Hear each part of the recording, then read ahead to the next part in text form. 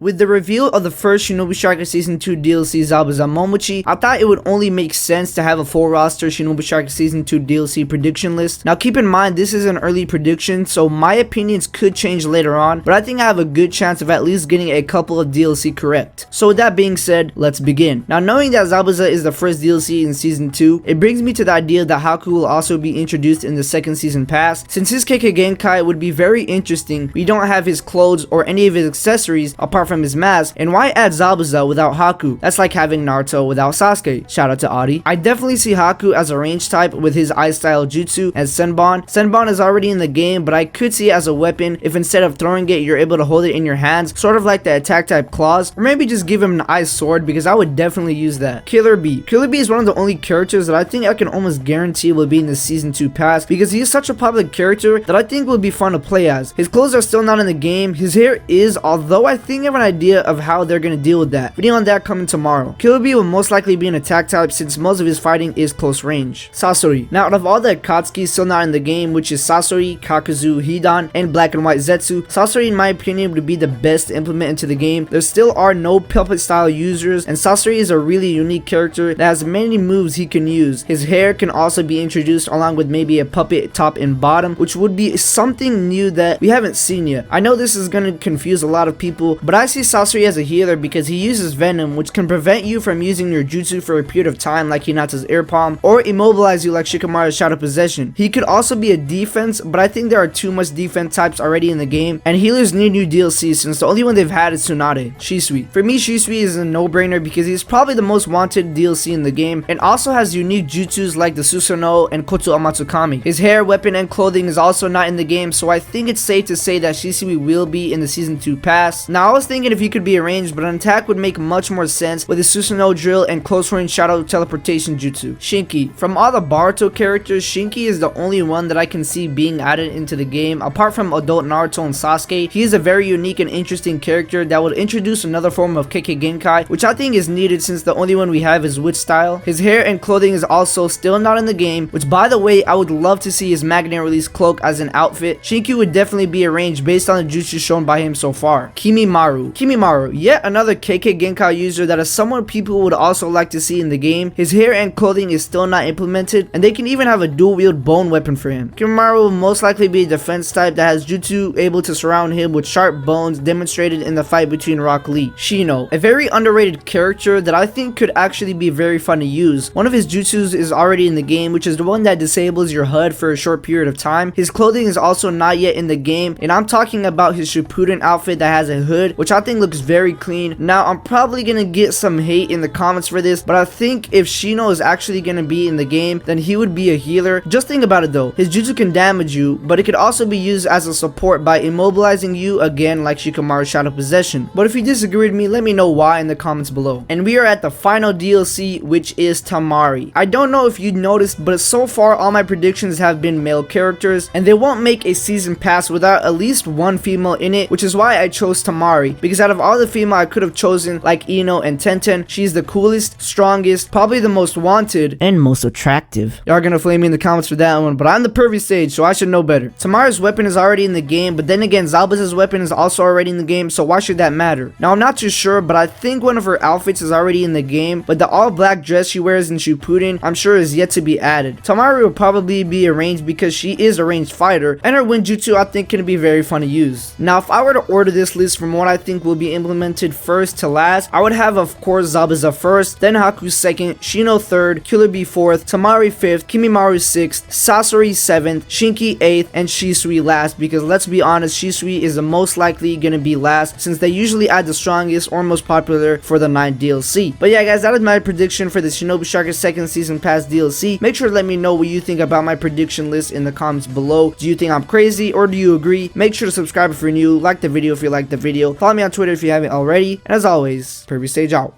Peace.